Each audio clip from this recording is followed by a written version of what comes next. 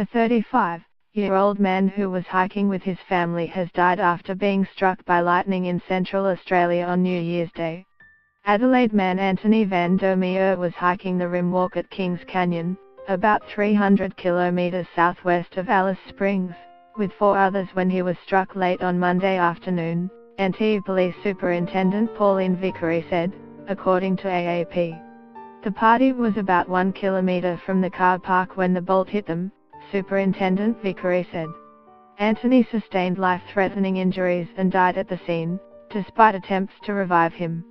The other hikers were not injured, but a spokesman for Northern Territory Police told 9 News they had suffered extreme shock after witnessing the sudden loss of Anthony.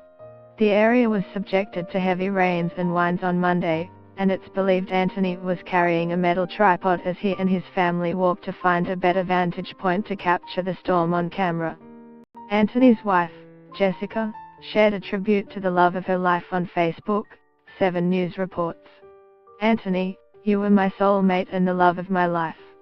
This has been such a shock and tragedy," she wrote.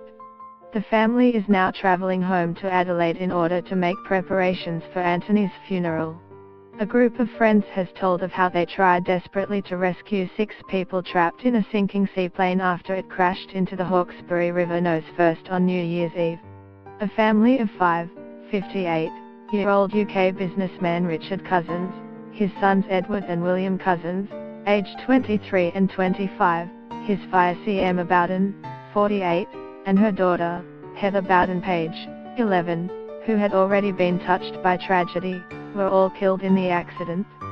The seaplane's experienced pilot, 44-year-old Gareth Morgan, also died. Speaking to the Daily Telegraph, 32-year-old fisherman Todd Sellers said he and 2 other friends dived repeatedly into the river's waters in an attempt to free the